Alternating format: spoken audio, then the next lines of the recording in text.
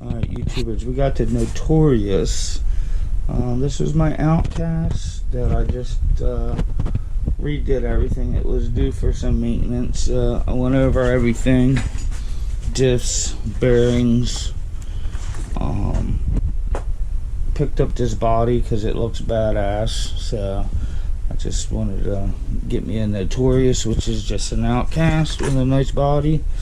So here's my old Outcast. Now this video's, anybody watching my channel already knows I've been doing this Gorilla Tape for a couple years. Everybody used to do the shoe goo and tape, and it smells and it's a mess. So basically this is my second body. The first one I did, I tried before the Gorilla Tape. I tried the bed liner, and that was a fail. So then I did the Gorilla Tape, which it helps a lot because right there you can see where the shock tower would have came through. The holes did not belong any. They're still stock. Now this has been beat on for a couple years, and we only have like a stress crack there. This was all stress cracked, and right here. So basically it'll crack, but this holds everything still together, so you don't just ruin your body. Now this stuff right here, instead of shoe goo, they have this stuff. I think it's the same shit, just a different name. It's called E6000. They have it at Home Depot. Like, so when you have a stress crack right here, I just put a dab on there and it holds everything together. So I could get some more bashes out of this body, you know what I mean? So here we go with this. So this is how to make your body last for $5.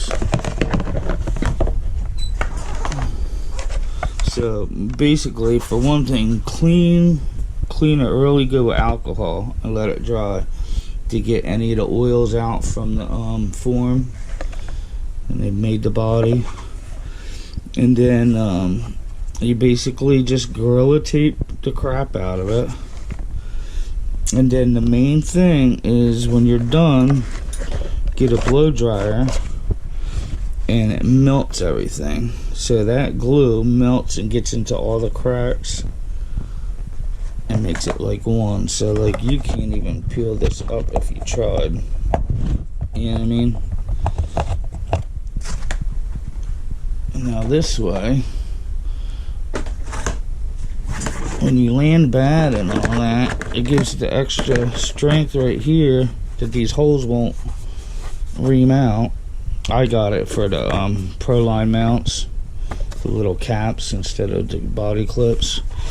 When I bought this body, it was like $50 if you just get the body. That's why I don't have the body clips in there, and it didn't have the roll bar. It was just the body, so I just took the roll bar off of my other thing, off the Outcast, because I think it was like $65 with all that. I don't need to be spending extra $15. So here's my setup we got. And anybody out there that has any questions about these hot racing diff cases, dude, they're well worth the money. Yes, they are expensive, but this diff and the front diff and my Creighton's diffs have not been changed since I went this route. If you shim them tight, there's no problems. Because what happens is, the plastic diffs, even though they're good, when they heat up, they expand a little bit, and it gives that extra play, and you land wrong, and that's how you go through diffs and crown gears and all that. So this was my has hot racing front and rear, has hot racing motor mount. The center diff is hot racing with the metal carrier. Hot racing. Now I don't do shock towers. I mean, like, especially on an Outcast. They're small anyhow, but you'll need to get yourself a servo mount, aluminum servo mount, either hot racing or voltage. Truthfully, as you see, this is sitting back. I had to make new mounting holes, because if you do stock mounting holes with these ESCs, the wires come out right here, and this voltage is very sharp, so it'll end up cutting these wires. So that's why I moved this back, make my own holes. The hot racing is a rounded edge, so it's a little bit better, but either way, you don't want your wires right up against there. And then, like on one of my other videos I did, when I put my motors in, I put them up top now with the wires instead of down on the side. Because usually back in the day, I would keep it down in the side, put it through this wire management thing so it didn't get caught up in the pinion, and then just zip tie it.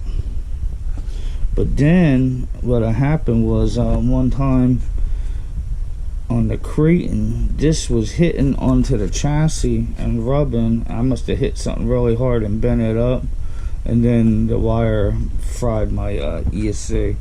So now I just put it facing up, zip tie it right here, because I don't keep that center tower brace. I just zip tie it right here. This way all the wires stay clear of everything. So that's the easy way to do it. Here's another thing. I was so skeptical on getting this hot racing wheelie bar, because I figured there's no way it's gonna snap, it's gonna bend. This is 2 years old, same wheelie bar, and it's a little tweaked right there, but other than that, it's fine. So, and it makes a world of difference, you know what I mean, instead of breaking these all the time. And this is the original chassis. Was never taken off, never straightened. Yeah, we got a little something going on right there, but hey, for bashing, who cares, you know what I mean? I could spend my $125 on other stuff than buying a chassis. So that's my giving on that. Now the only thing I didn't get, and I should, is this little ear arm.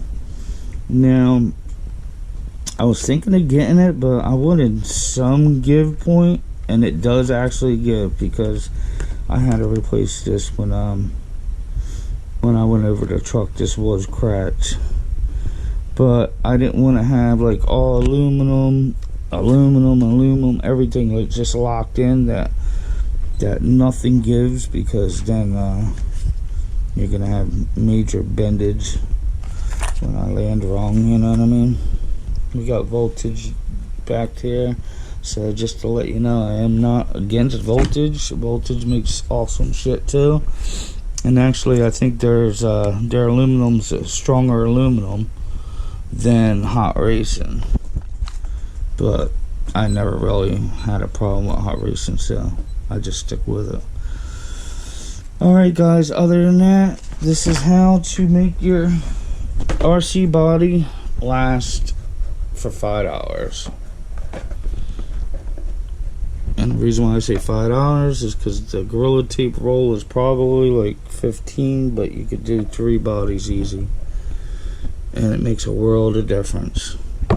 Like I said, it's not going to make it so it don't crack or stuff like that, but it does keep it intact.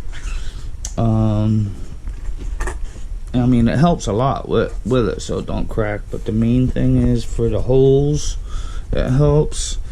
When the shock tower things come up when you land bad, a lot of times they'll poke through right here and right here, so it helps a lot. And truthfully, this is crazy, because this is the original wing mount I had when I put a Chevy S10 body on my Outcast. I had to cut it here for clearance. So this is this wing mount's like 3-4 years old. So I just put some shoe glue right here where it cracked, and you see it holds it all together now. You know what I mean?